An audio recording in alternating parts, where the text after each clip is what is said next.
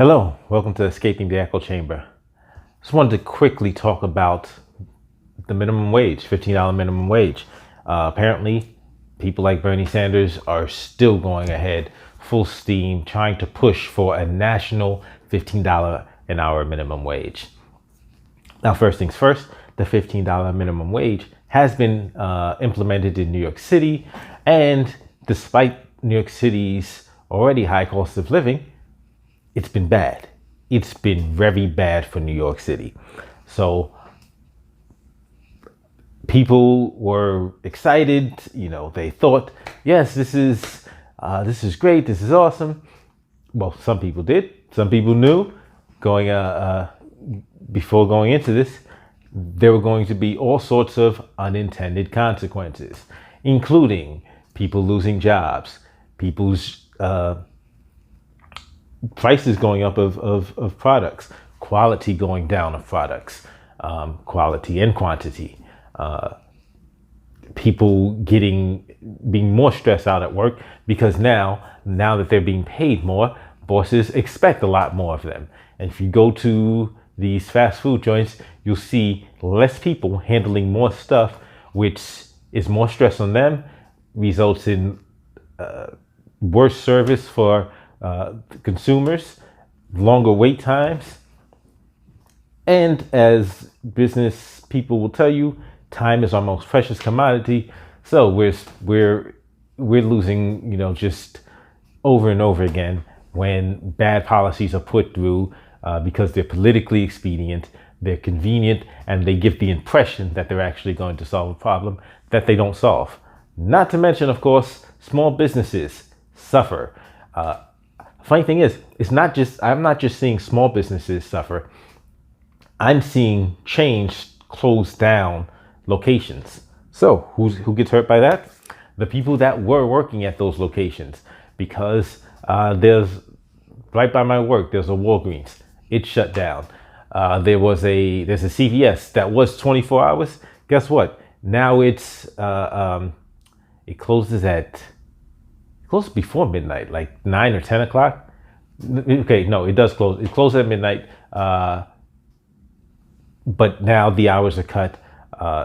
So instead of being able to have something available, if you work off hours, which I sometimes do, and you can still take care of certain business, that's done. Because businesses, I'm looking around after midnight now, and there's like what used to be the city that never sleeps is now being priced out of never sleeping because it's just not financially feasible or even profitable for a business to stay open for those longer hours because the money they have to spend on personnel to keep it open. Additionally, Best Buy. There's a Best Buy. If you know New York City, Best Buy on Union Square. And that was a very useful thing for me because I would, if I needed to get some stuff, equipment, whatever, I could always pop over there, off hours, boom, head home, get some rest, and then still have time throughout the rest of the day to take care of other things. But once again, these politicians didn't care about the actual solutions. They just wanted something that looked good, that would get them votes, and they're still doing it. So you may say, everything I've just said is anecdotal. Cool. Let's look at the numbers. CBO report. The CBO report came out of what will happen if there's a $15 minimum wage nationally, $12 minimum wage nationally, or $10 minimum wage nationally. Right now, the minimum wage is $7.25. CBO report came out. These magazines started promoting, people's wages would go up, and only 1.3 million people would be out of a job. And that's what they said. Now, number one, that 1.3 million people out of a job, that's not entirely great. But okay, only 1.3 million people out of a job. I said, hey, let me look at the CBO report, see if because it doesn't seem like if they're not covering any of these negative effects, that we're seeing here in New York City and that are being reported, not just by me, are being reported by various media sources where the effects are actually harming people or harming small businesses. I'm like, what's wrong with the CBO report? So I read the CBO report.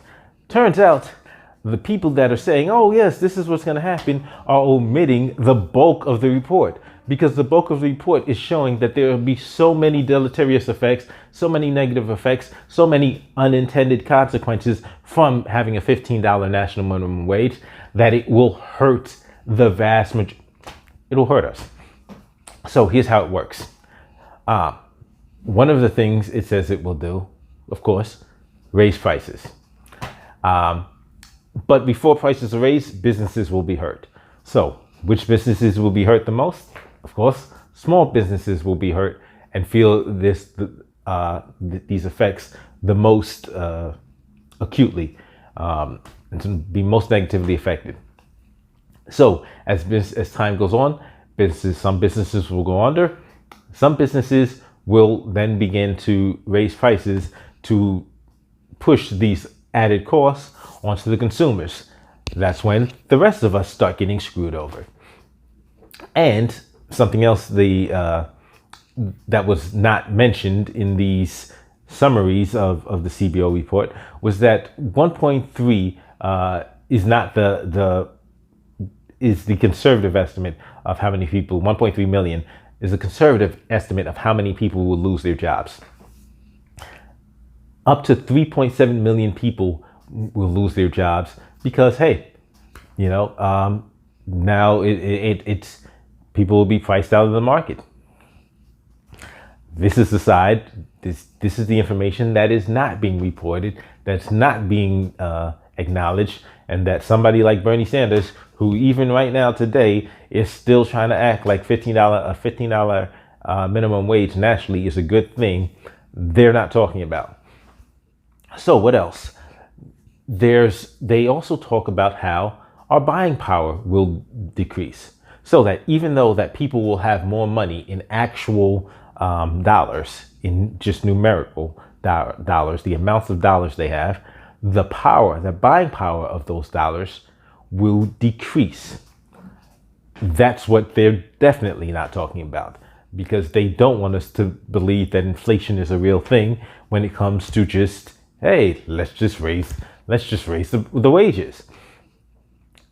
But overall, the CBO report states that we will lose the $9 billion in real income will be lost. So that's across all demographics. Of course, people who are below poverty, at poverty, 3 times above poverty, 6 times above poverty, above all these demographics, we will lose $9 billion. But it also shows that, actually, I want to, just to give you an idea of what poverty will mean. And a lot of people don't really realize what poverty means when these reports are being issued. Poverty, by these standards, in 2025's adjusted money, means that a family of 3 that is making $20,000, that's poverty. That's the threshold. So by their standards of what poverty is, any family of 3 that's making over 20, and it's like $20,480, I believe. So any family of 3 making over that amount, the $20,500 approximately, would be above poverty. So anything above that, you're out of poverty, you're above poverty. But people being negatively affected will be people that are considered not in poverty. So $30,000 for a family of 3, which is not a lot of money at all. $30,000 for a family of 3 will be considered out of poverty, but will still be negatively impacted. So prices will go up. The buying power of our dollars will go down. People will lose jobs. Small businesses will, or all businesses, they say all businesses will be hurt. But of course, small businesses will bear the brunt of it because the ability to weather the cost depends on, how much capital a business has. But businesses will eventually start shifting those added costs onto consumers, and we lose again. But this is what these proponents of the $15 minimum wage don't talk about, and it's not even frustrating at this point. It's obvious that they don't care. It's obvious they have some other agenda. They just want to get votes. And I actually had an exchange with somebody about that. I said, well, what's it going to do to small business? I didn't say what. I explained what it's going to do to small business. And they knew this. They acknowledged that this is what's going to happen to small businesses, that small businesses will suffer more under a $15 minimum wage than big businesses, that the bigger businesses will be able to weather the storm. They acknowledged this. Their answer was, oh, well, then the small businesses should get help from the government. That's the philosophy. And that's what you have to realize. The insidious nature of all of these solutions are actually intended to create more problems that now you need to turn to these very same people for more solutions. Yeah, you have to use quotation marks because they're not actual solutions. It's like they're giving you a pill that's going to create a whole bunch of side effects, negative side effects, and now you need to come back to them for another pill. It's a racket. And it's obvious that these plans don't work. If you look at the numbers, if you look at the effects, and that's why they keep needing to come up with more things. So they call it a living wage. They implemented it in New York City. Is that the end of it? Did they say, okay, we have a living wage now, everything's fine? No, because now they're saying, oh, we still need rent control. Wait, I thought it was a living wage. Okay. Oh, so you also need to control the rent. You also need to interfere with that. Oh, guess what else? You also need to provide socialized health care in the city, because that living wage didn't actually solve any problems. But this is what they keep doing. They keep providing these solutions, which are actually concentrating power in the hands of the politicians, this select group of politicians, where we will be completely and utterly dependent upon them. And what they're doing is, so like I said, that right now you've got people who aren't making a lot of money, and yeah, it sucks. I will get to that in a second. But the effect of these plans that are supposed to help those people actually are going to hurt people who are a little bit further ahead. We're not even talking about millionaires. We're talking about people. So the demographic that is 3 to 6 times the poverty level. Now remember, the poverty level is $20,500 for a family of 3. So if you're making $60,000, a family of 3 is making $60,000. That family will be negatively impacted by the tune of losing real income of $2.1 billion. So of course, the income of a middle class family, and is really $60,000 for 3 people? Was that really middle class? I'm guessing it is. I'm guessing it's got to be at the lower end of middle class. If for the lower end of the middle class to be losing over $2 billion in real income, like you're not helping people. You're actually just pulling people who are starting to get somewhere, starting to get to the next level. You're pulling them back down. And then what's going to happen? The healthcare costs are still going to be expensive. The rents are going to be expensive, and they're going to have to turn to you for help. It's a racket. Plain and simple, it's a racket, it's a scam, it's a power grab. It's a power grab so that these politicians will be the people that everybody has to turn to get help after their situation has been made worse by these very same politicians. So I said I was going to just address quickly the individuals that aren't making a lot of money. Cool. You constantly see these stories, these anecdotes about people who are working at McDonald's for 5 years, not making anything, not being able to feed their families, pay their rent. And the question that is not being asked is why? Why are you still working at McDonald's for 5 years? If you're making minimum wage, minimum wage in New York used to be $8.75. This was 2015, 2016. I think it's when it started going up. So in 2015, minimum wage is $8.75. Let's say you were working for $8.75 for 5 years. Why? Why were you continuing to stay at this job that's not paying you all this time and just saying, I'm not making money? Why weren't you looking for a better job? And then people say, oh, there's no jobs out there. That's bull. There are other jobs out there that may be more labor intensive. See, what's happening is a lot of individuals are saying, okay, I want to do a job that doesn't require me to, break a sweat, work too hard, which, man, I get it. But if that job isn't paying you enough, that's on you. Now, your job is to say, okay, listen, I would like to do a job that's a little bit, that's easier. But if it's not giving me the amount of money I need to take care of my responsibilities, because that's what they are as adults, there are responsibilities, then it's my responsibility to get a job that gives me the money that will allow me to take care of the duties and the responsibilities I need to take care of. It's not this person's responsibility to take care of my bills. It's my job to take care of my bills. So if I have to inconvenience myself, if I have to be a little bit less comfortable doing a job that requires more work, requires me to break a sweat in order to pay my bills, so be it.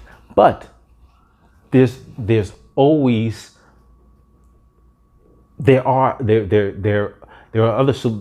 bright sides to that story, to that scenario, in that this isn't something that you have to do forever.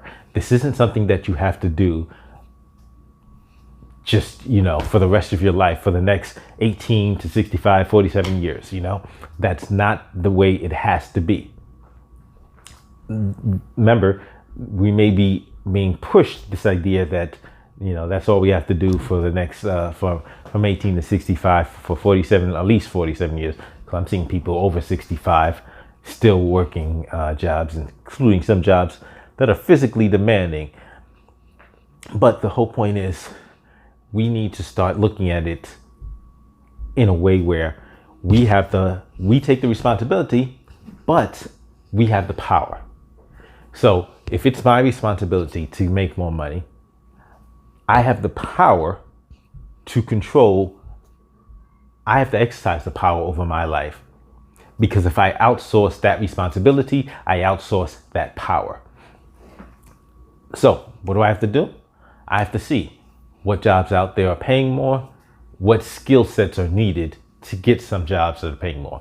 Because yes, at a low or no skill level, a job that's going to pay more is going to be more labor intensive. So it's going to require more manual labor, more picking up stuff, more exerting yourself physically. And there's a lot of people that don't want to even do these jobs, even though they need more money. They're like, nah, I'm not trying to do all that. And that's when you have to say, okay, you don't want to, but that's on you. You can't blame other people if you're not willing to put in the work that you need to do to take care of the responsibilities you need to take care of. That is on you. Now, if there's skill sets that can get you a job that pays more without having to break your back or engage in back-breaking labor, those are skills you need to be pursuing. And it doesn't necessarily mean you need to have a 4-year college degree or even a 2-year college degree, because there's a lot of these things that just require taking courses, getting certificates, or getting knowledge and experience in certain areas in order to get a job that's better. But that's what we have to do as individuals. This is what we need to be doing. We need to be constantly improving. Listen, the world is changing. If we sit here with this mindset that we can just sit back and just get to a certain level, oh, that's it. I'm not going to do anything. I'm not going to exert myself anymore. I'm not going to learn anything. Okay, we'll get left behind. And once again, that's on us. And yeah, people are going to get mad because people say, oh, like Ben Shapiro says, if you're working 2 jobs, that's a you problem. Quite frankly, if I'm not making enough, it is my problem. It's my problem. And I should be the first person I look to for a solution. Because remember, like I said, if you're looking for somebody else to handle your responsibilities, you're looking for somebody else to have power over your life. Because they will now say, okay, if they solve the problem at all, they will be able to set terms and conditions to their solutions. And in the case of these politicians, they won't even be solutions. They'll just be cosmetic band-aids that look good and really don't help people in the long run. But yeah, I mean, it's the first step begins with us. What do we have to do to make more money? Look for a better job. Look for a job that may require more labor, but that pays more. Look for a job that may require high level of skill. We learn those skills, and some of us have skills that we just don't want to do because I don't feel like it. I mean, just take a look at it. You can sit here and say, AOC, she's a champion of the working class. Why is a woman with a 4-year degree, bachelor's degree in economics and international relations, working as a waitress? Why is a woman with a bachelor's degree in economics and international relations bartending? Why? She has more than enough skill to get a much higher paying job than, in fact, I believe 1 year, I think it was the year right before she was elected, she made $26,000 that year. Like, the 4-year degree, you're telling me you couldn't? And she didn't graduate at the bottom of her class. She graduated near the top of her class. So it's choices that we're making that we have to say, you know what? My responsibility. It's not going to always be easy. It's not going to be the most comfortable thing. But in the long run, it's what's going to allow us to retain power over our lives and to find actual solutions. Because once you actually have the skill set, once you actually do some extra work, find a skill, guess what? You don't have to settle for low wage jobs. You don't have to worry about the minimum wage because you'll be making way more than the minimum wage. You'll have the ability to set your wages because as you gain more skills, you'll be able to say, listen, I can do this. This is what I'm worth. And this is what I'm going to tell you to pay me. And I'm not going to ask you to pay me. I'm going to tell you to pay me. And if you, as my employer, say no, I will find somebody else who will. Because as you have a higher skill set, as you have a much more varied set of skills, you will have the power to say, no, I can set my wages. And if you're really good, and if you're really paying attention, which is another video I'll get into, you can start your own thing. You can get a skill set that allows you to be your own boss. And then you don't even have to worry about what somebody else is going to pay you. You can be working for profit as opposed to wages. So thank you for checking out this video. Remember, like, thumbs up, subscribe, comment if you disagree with me, because a lot of people will disagree with me. But hey, I want to hear from you. Thank you for checking out this episode of Escaping the Echo Chamber. I'll see you next episode.